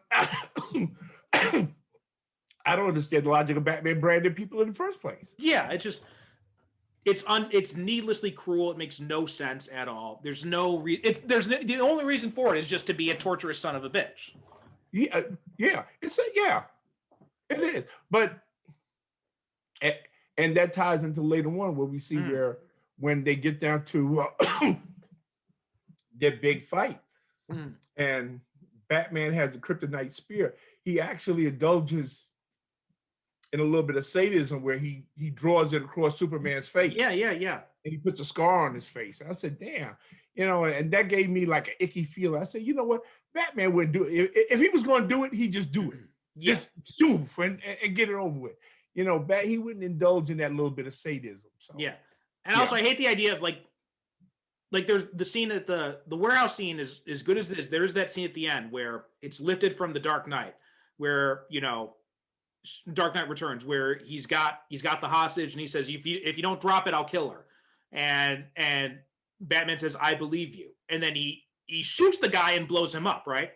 Yeah. Now Zack Snyder says, oh, I got that from Dark Knight Returns. Well, no, we didn't. Like, because that is one scene that everybody misreads in The Dark Knight Returns. And part of the problem is the artwork isn't that clear in it. But you can tell from the story that, because one of the whole points in this whole book, in the whole story, is that Batman still does not cross that line. Even in The Dark Knight Returns, he still refuses to kill, right? Right. The Joker frames him for his murder by breaking his own neck. Mm-hmm. But he never kills anyone. So, and even when, the new commissioner, Yindel, she comes in, she's reading off this laundry list of charges. She never once mentions murder as one of the charges. Exactly. So this is the one scene that's always misread. And I'm always like, well, think about it logically. If Batman wouldn't kill the Joker, if he wouldn't go that far, what makes you think he's going to kill some punk? Yeah, some low level punk that, he could take. They have a scene that's in there where, he goes over all the different ways that he can take out, like this punk that he's fighting. He says, well, okay, from this position, I've got 8 ways I could disable him, and 2 to kill him. Yeah. So, Batman's got multiple ways of taking out people. He doesn't have to kill. Matter of fact, that's why he works so hard at making himself the best martial artist he can, so he doesn't have to kill anybody. He got that great scene in the same book that you mentioned, where he actually breaks a gun and he tells the street gang that he's taking over. He said, "This is the weapon of the enemy. We don't use this shit." Yes. He said, this isn't us. We don't do this. We don't use this. Yeah. But that's not Batman. Right. The whole thing about Batman is Batman is the most anti-gun guy you'll ever get. Oh yeah. Because a gun killed his parents. So he's, and I know in some comic book he was different, but that's the version of Batman I prefer to stick with, is the one who's like, we don't use guns, right?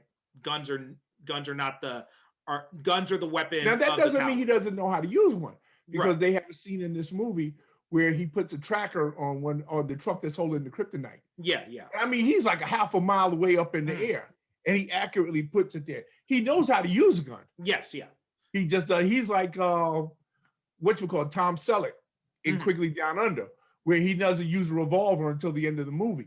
And then when he kills him, Alan Rickman looking at him said, but you said that, he said, listen, I never said I didn't know how to use one of these things. Yeah. I just don't like using them. There's a big difference. Yeah. You know, so but that's one of the things that's what I've always hated whenever they show the Batmobile and it's got like gun turrets on it and everything. Because to me, that's just not Batman. No. And yeah, Batman's got like machine guns and stuff like that on this iteration of the Batmobile. But I like it because it's not an armored tank. It's more like a roadster, you know. Yeah. It's more like an armored roadster. Yeah, it is much better. I do like this Batmobile better. I mean, still like my favorite take on the Batmobile in live action is the Burton one. Yeah, exactly.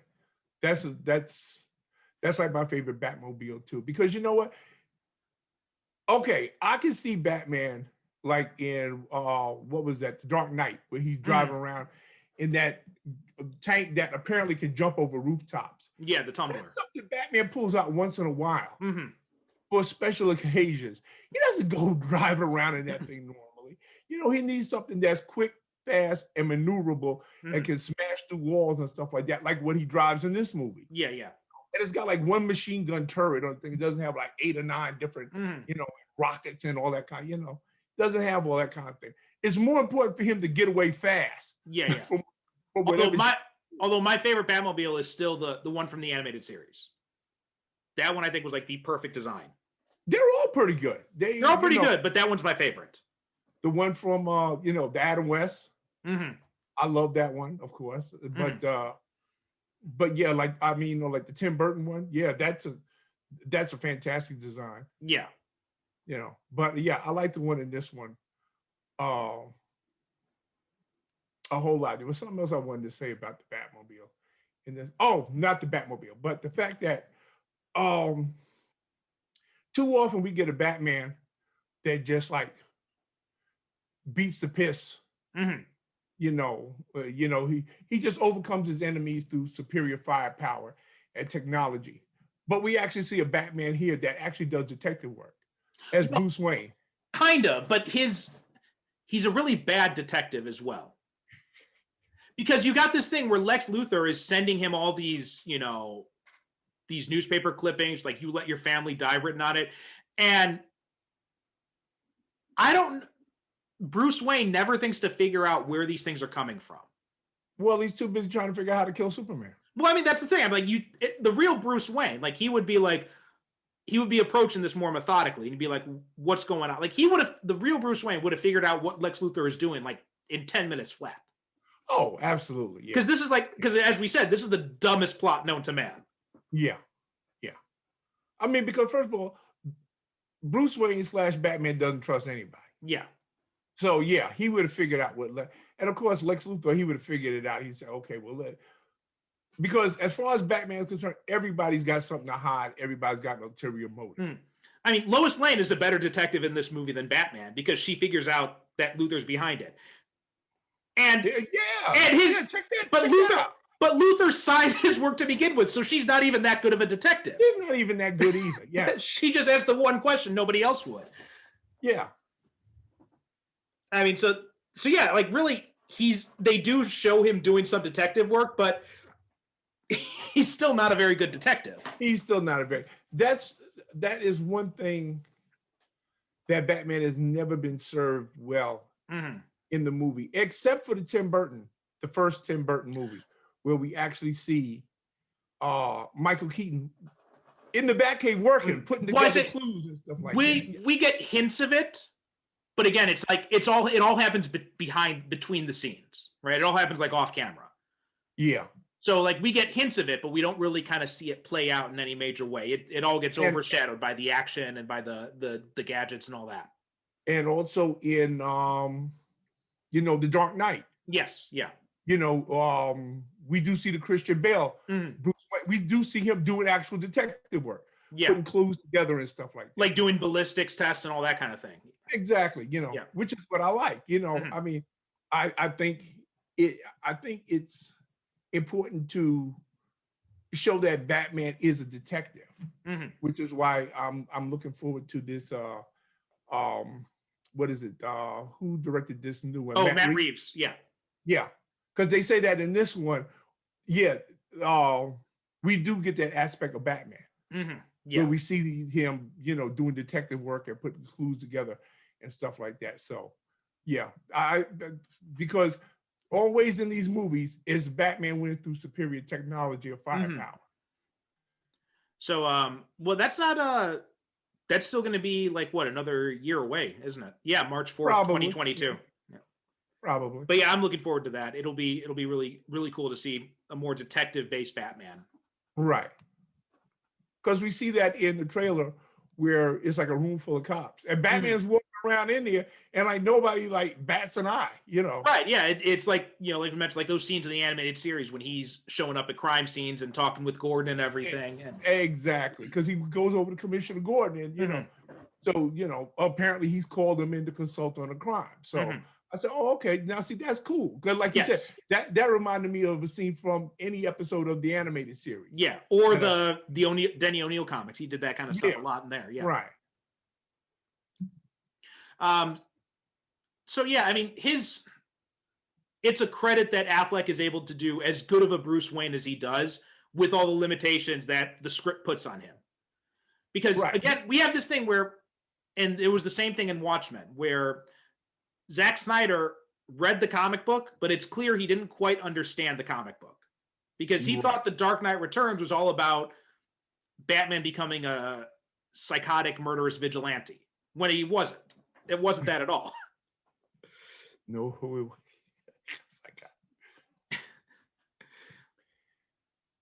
the one thing, and again, this is a movie.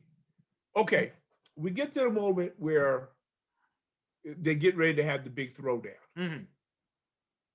Superman flies to where the bat signal is shining, and he lands right in front of Batman, and he says, clear as day, I need to talk to you. Lex Luthor is behind. And Batman just said, fuck that shit. And he just unloads on. I said, wait a minute.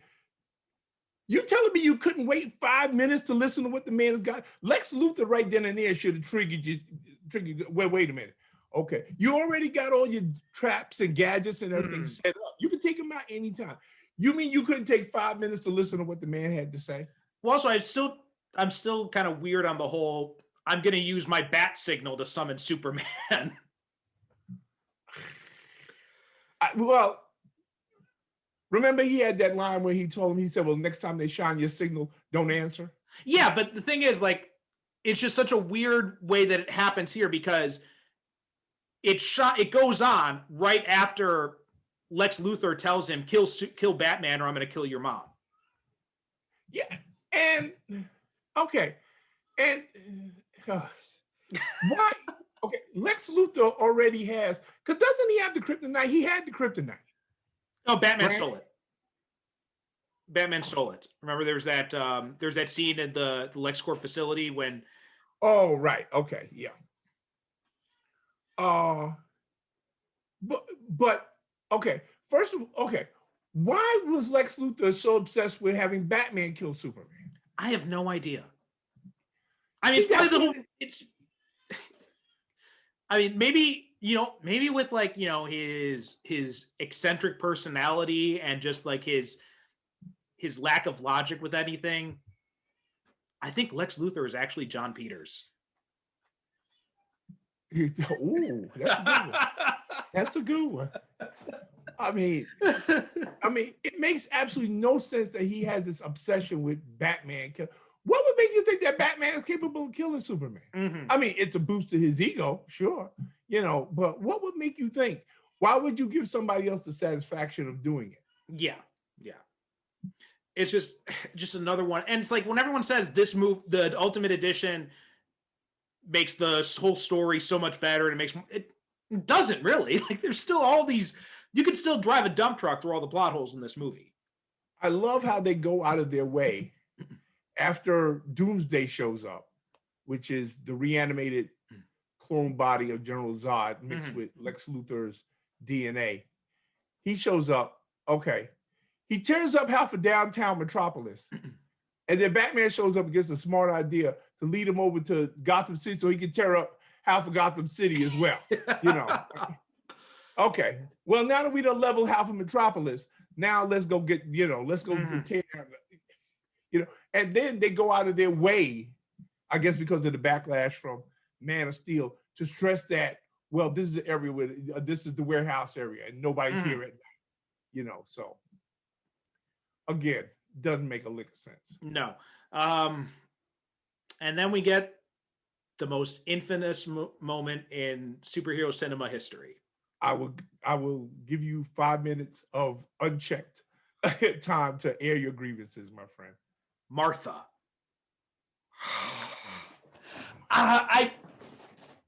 First off, go get him, son. First off, you're Superman, right? You're trying to convince Batman to let you go. Why would you use your mother's name instead of just saying they're going to kill my mom? Matter of fact, there's a half other thing. How about Lex Luthor is making us fight?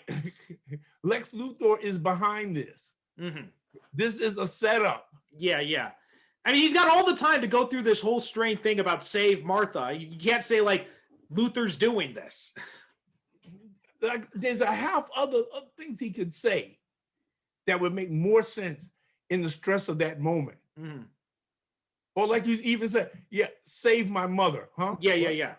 Huh? What? See Batman, what? Mother? But see, even still, like the whole thing of like Batman being moved by the fact that Superman has a mother doesn't make any sense, because he goes through that whole thing at the beginning of the fight where he says, "Oh, I bet your parents taught you that you were special and all that," right? So he knows he's been raised by parents. And would you believe that the first time I saw this movie was the first time that I realized that their mothers had the same first name? Yeah, because it never hit me before for some reason. Yeah, because it's such a stupid thing. It'd be like because Civil War came out the same year as this, right?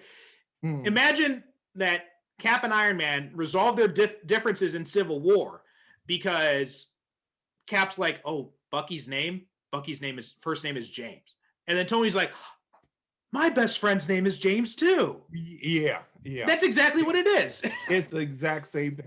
But see, the difference between Civil War is that we've had a whole bunch of other movies where we've seen the relationship between these two characters, so that when Iron Man and Captain America fight, it really means something to us. Yes. The fight in this movie doesn't mean it. First of all, it's a very clumsy fight. There's really no imagination to it at all. It's just the both of them just slamming each other up against walls and Batman hitting them with kryptonite grenades and everything like that. There's no suspense because we know they're not, we know they're not going to die. Well, we know Superman's going to die, but he's Superman. He's coming back in the next movie. Yeah. Well, I mean, that's why the whole death of Superman story is such a stupid thing to waste on a movie like this, because Justice League is coming out. You know that he's not going to stay dead. Yeah. I mean, it's the worst kept secret since what's his name? Benedict Cumberbatch playing Khan. Yeah. Of course he was going to be, or what's his name from Inglourious Bastards and Django Unchained playing Blofeld. Christoph Waltz. Right. Yeah. Everybody knew he was. As soon as they said, "Oh, Christoph Waltz is going to be Inspector," you knew he was going to be playing Blofeld. And just like this, when you see Superman die in this movie, you know he's going to be coming back in Justice League. You know he's coming back because, like you said, we know Justice League is coming up. Yeah. They told us before this movie came out, well, this is going to lead into Justice League. Yeah. Oh, well, Superman's coming back. Yeah. So, okay. So what's the point? Matter of fact, you're wasting our goddamn time, really. Yes. Yeah. And you expect us to have all of this pathos overseeing Superman getting killed when we know he's coming back. So, it's like, okay, we got another 40 minutes left to go. In the thing. Let's hurry up and get it over with. Yeah. Matter of fact, the only surprise that we get in this movie that was worthy of it is when we get to see Gal Gadot as Wonder Woman. She shows up, in the fight. The one bright spot in the movie. Yeah. And I love that scene where Doomsday knocks her on her ass and she actually smiles. Yeah. She said, "Okay, I love this shit," Yeah. because she's able to cut loose, Yeah, yeah. and so yeah, There's she's also that wonderful weird, in this movie. but there's also that weird scene when Wonder Woman comes up, and then Superman looks at Batman. He's like, "Is she with you?" And Batman's like, "Oh, I thought she was with you." It's like, bitch, you just spent like half the movie interacting with her. Yeah, I mean, come on. Again, this is another misguided attempt at humor. Mm-hmm. Yeah, yeah. But but I do have to admit, it it it, it was nice. It was nice finally seeing Superman, Batman, and Wonder Woman for the first time on screen together. Yeah, yeah. It was a nice moment. I just wish it had a much better setup. Yes, I wish it had a much better setup. Because this movie is, I don't know, like I said, I was watching it today and I'm sitting and you know what? And I'm just watching it. Mm-hmm. I'm not engaged with the story, because the story made no sense. I know where this is going. So, I mean, this movie is what I like to call chewing gum for the brain. Yes. You know how you take a stick of chewing gum and you chew it and the flavor is there for about 20 minutes. Mm-hmm. And then after that, you're just chewing on rubber. Yes. And you forget what the taste felt like. Okay. That's Superman versus Batman. Yes. Yeah. It's chewing gum for the brain. Mm-hmm. There's flavor while you're watching it, but then you turn it off and 20 minutes later, you can't remember what the flavor was. Mm-hmm. Yeah. Yeah. And just like the whole way that they did, even just like the way they decided to kill Superman is just so stupid, right? Because you got the kryptonite spear. Superman's vulnerable to kryptonite. But you've also got Wonder Woman right there who's just as strong and can also drive the spear into him. Why not just throw her the spear and say, listen, take this and stick it? Matter of fact, she knows how to use the spear better than you do. Yeah, yeah. She's Amazon. Matter of fact, she just stuck him in the brain. Mm-hmm. And also, like, I got to wonder, too, because now here's something else I didn't get watching the funeral scene for Clark Kent, right? So, as a writer, okay, if you know that you're going to be bringing Superman back in the very next movie, then you know you're going to have to deal with the problem of you just killed Clark Kent as well. Right. So why would you write yourself into that situation in the first place? Okay, here's what I don't understand.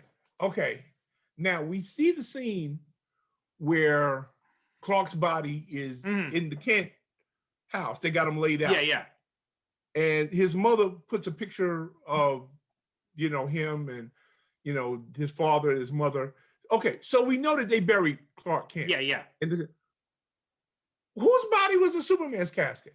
No one, because Bruce said at the end, he's like, they're burying an empty casket in Metropolis. Well, didn't anybody? Well, how did they explain what happened to Superman's body? They didn't. I don't know how he did that, but yeah, that's another one of the things they just don't explain. Like the close explanation is like, oh, it's an empty casket. And nobody asked anybody, well, where's Superman's body at? I mean, what did I don't know what did the Kryptonian fairies come and take it away? And I don't understand why Superman's even getting such this. I mean, he was considered a national pariah just like yesterday. We just saw that they had the Capitol building was blown up and they were blaming him for it. Yeah. Why are they giving him a hero's funeral? Yeah. It just, so much stuff in this movie happens because it's supposed to happen, but they don't give any thought to why it's supposed to happen. Yeah. Like another example too is, sorry, go ahead. No, I'm sorry. That bothers me because, okay, if it's empty casket, somebody had to say, well, what happened to Superman's body? What did Bruce Wayne say? Okay, well, I took it away for study, or or Star Labs has got it, or something. Oh, well, it's an empty casket. And nobody thought to ask what happened to Superman's body. Well, even the Superman comic books, they did that, right? When he died, they put his body in the tomb, and then his body went missing, and there was a whole story point of like what happened to Superman's body. Yeah. And then when they did bring him back, because they knew they were going to be bringing Superman back in a year, so they arranged it so that Clark Kent was not dead; he was missing. Right, because as a matter of fact, I remember that storyline, and they actually said they could never find Clark's body. Right. Yeah. Lost in all the rubble and everything like, which would have made more sense to me here. Yes. If they said, well, you know something, we couldn't, we didn't find Clark's body. Yeah. And let him be buried as Superman. Yes. Yeah. That would have made more sense to me that we see that, we get this mishigosh and, and we get that, like you said, that throwaway line, well, we buried an empty casket. So y'all going through all of this rigmarole, giving him a hero's welcome, a hero's funeral, and there's no body in the casket. And nobody asked what happened to the body. Yeah. Surely the government, because they took Zod's body, right? Yeah, yeah. The government would want Superman's body. Oh, yeah, definitely. Okay. I'm just saying, And I'm trying to figure out too, like, I don't really know how Luthor got arrested either at the end, because there's not really any evidence linking him to anything. So exactly, why is Luthor in jail? Yeah. Oh God, this movie, it's just, you know what? A lot of times when you watch a bad movie and you watch it in the moment, and like you said, when you go back and you watch it again years later, you're more objective when you're watching it, right? And I found that with a lot of these movies. Like I found that with Batman and Robin, for example. There were things I really found that it was actually an enjoyable movie. I did not find that with this movie. It's still a steaming pile of shit. My opinion, even after seeing it all this time, is still the same thing. When I first saw this movie in the theaters, I wished it had been Batman and Wonder Woman and no Superman, because everything that's got to deal with Batman and Wonder Woman, I like. Anything got to deal with Superman and Lex Luthor and Lois Lane, I can't stand. Yeah. I don't, nah. Yeah. If this was a Batman Wonder Woman movie, I'd have loved it. Because those are the best parts to me. Oh, definitely. Yeah. Yeah. And I mean, I give Snyder credit for giving us Gal Gadot. Like I do give him credit for that, because she's been amazing as Wonder Woman. So I do give him credit for that. I don't understand all the story choices that led up to this point, and also this is another thing that kind of thought was really, like, they made this whole big push about, oh, we're going to see Aquaman in this movie, and we're going to see the Flash, and we're going to see Cyborg. And all we get is these little video clips that Luthor has on his hard drive. And why is Lex Luthor designing superhero logos? Listen, must be the same reason why Reed Richards designed superhero costumes. I mean, it's just, I'm looking at this and I'm just like, did he just have like this subscription to, the Adobe Creative Cloud, and he just felt he had to use? Because he's assigned all of their superhero. Okay, he's a super fast guy, but you just so happen to give him a yellow lightning bolt and you assign that to him. Aquaman, you give him. I mean, really? Lex? I mean, it makes your head hurt. Really, it does. Yeah. I mean, okay, so let me ask you something. Would this movie work for you if I said that basically it was nothing more than a setup for Justice League? No, because I knew that going into it. Even as a setup for Justice League, it's still just a terrible movie. Oh, okay. All right. I was trying to give the people who like this movie. So because surprisingly enough, there's a whole lot of people that like this movie. And it's completely online. It's completely inexplicable to me. I do not, and like, even if you're, and I've certainly seen the argument being made that, oh, well, it's a different Superman, it's a different Batman for a new dark. Even if you go with that logic, right? I think that's a poor reasoning, but let's give the benefit of the doubt. Say you go with that logic. The story still makes no fucking sense. The story makes no sense. Yeah, exactly. The story makes no sense. Yeah. It doesn't. It makes no sense. But like I said earlier, that comes to the fact that it's a whole bunch of unrelated stories cobbled together and stitched together, by the mad Dr. Zack Snyder in the Frankenstein lab. Yeah. And that's what this movie, it's a Frankenstein's monster of a movie. It is. Yeah. It really makes me wonder just what we're going to see in a few weeks when we see the Snyder Cut of Justice League. Oh, God. You know what? At this point, I just want to see it so we could review it and put it behind us. But you know what I was reading today is that when I was looking at the news headlines, apparently it ends on a cliffhanger, which is expected because it was supposed to be the first of a 2-part series. Mm-hmm. So I don't think we're going to hear the end of it, because I think what's going to happen now is all the Snyder fans are going to be demanding that he be allowed to finish the part 2. Oh, okay. And I guarantee you, $10 says that's the next fight. And we're going to be hearing about that for the next 5 years. Yeah. That's going to be another 5 years out of our lives. Oh, my God. All right. Anything left to say about Batman v Superman? Only that if you have not seen it, and you do have HBO Max, and you just want to watch it purely as a lead-in to, Justice League, yeah, by all means. I mean, listen, you're sitting in your house, you're paying for it anyway. If you haven't seen it, why not watch it? It's not going to kill you. You may wish that you may wish that you had your 3 hours back by the time you get to the end of it. That's true. Because there's no joke. This movie is 3 hours long. Yeah, it's 3 hours long, which is why I say, because usually I try to watch movies that we're going to review. I try to watch it the day before, but I couldn't watch it the day before. But like I said, since I knew it was 3 hours, I watched it early this morning instead of waiting till the afternoon. I said because something might have come up, and I wouldn't have watched it. But yeah, folks, this is like 3 and change. It's like 3 hours and 15 minutes long. And for a movie that's 3 hours and 15 long, it is so dense and so ponderous and so serious and so full of angst. And it takes itself so serious, and everybody is so serious. And surprisingly devoid of action. Yeah. Right? I mean, like the big fight between Superman and Batman lasts like 10 minutes? Yeah, we really don't get a lot of action until the end of the movie. Like you said, we get the Batman Superman fight, which we've been waiting for. We get the warehouse fight. We get, the Superman Batman fight, and then we get the fight with Doomsday. Yeah. Like boom, bang, bang, all in a row. Really the only other action we get is the Batmobile chasing. Is the Batman trying to hijack the truck. Yes, yeah, exactly. Yeah. That's it. You're right. There's not a lot of action in this movie until we get to the end. So 3 hours, that's a long time for me to, especially when, again, I gotta say, folks, this is a ponderous movie because everybody is so serious.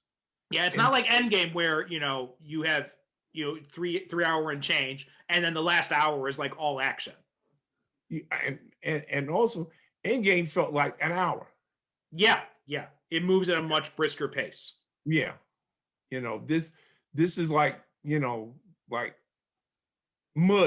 a mudslide. Yeah. Going downhill. That's the pace this movie. A frozen mudslide. Yeah, a frozen mudslide. It's just so, it drags so much, and they make you feel every second of that 3 hours. But again, I have to say that I recommend it for Ben Affleck as Batman, Bruce Wayne. You watch this movie and it makes you want to see him in his own solo movie. Yeah, with a better director. With a better director and a better screenplay. Yeah. And a better, so we get unfortunately we did get that with Gal Gadot, right? She was able to get her own solo movie with a better director and a better writing team, and it was amazing. Right? Yeah. So we did get Wonder Woman is after this one. Yes. Yeah, it came after this one, yeah. And then it came before Justice League. And also Jeremy Irons is Alfred, Ben Affleck is Batman, and Gal Gadot is Wonder Woman. Those are really the only 3 reasons to sit through this movie.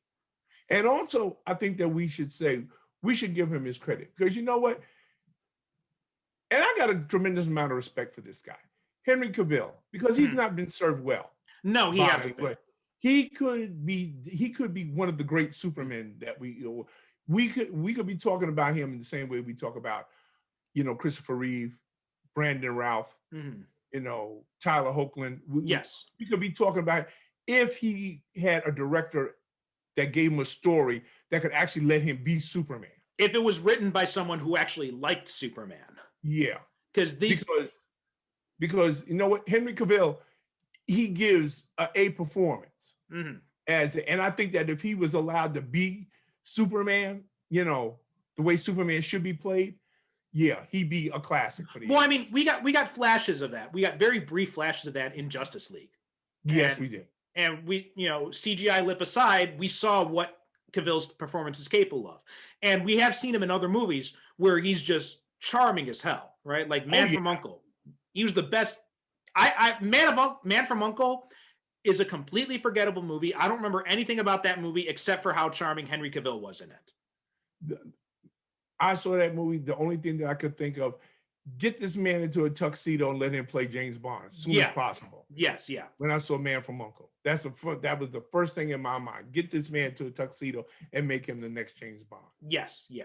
I would love to see that. Yeah. All right. You know what? Henry Cavill is one of these actors that he hasn't found, and God knows he's been trying, but he has not found that character that has clicked for him. Yeah. Right. Yeah. He's done Superman. He's done he did Man from Uncle. He's doing The Witcher. So yeah. But I really do hope, just like we saw Brandon Routh finally got to be able to be the Superman that we know that he could be. I'm hoping that one day the same will happen for Henry Cavill. Yeah, same here. Because I get the feeling that, like interviews and seeing him, that he really does like being Superman. Yeah. But he wants to be a different type of Superman. Yeah. All right. So that does it for this week. As Derek already mentioned at the start of the show, there's no suspense in it. Next week, his pick is Avengers Age of Ultron. So we'll be watching that to coincide with the WandaVision finale. So your homework assignment is that if you have not yet watched WandaVision, and I know some of you have been waiting until the whole thing has been, so watch WandaVision and watch Age of Ultron, and you'll be all set for us next week. Yes, absolutely. Until then, superherocinephiles.com is our website. Super Cinema Pod on both Twitter and Instagram if you want to follow us, and Superhero Cinephiles, search for us on Facebook, and feel free to join the group. And that about does it for this week. Thanks so much for listening. Thanks so much for watching, and we'll see you in 1 week when we talk about Age of Ultron. Thank you. Good night. God bless. Take care. Thanks for watching. Visit us on the web at superherocinephiles.com, and remember to subscribe to watch more of our videos.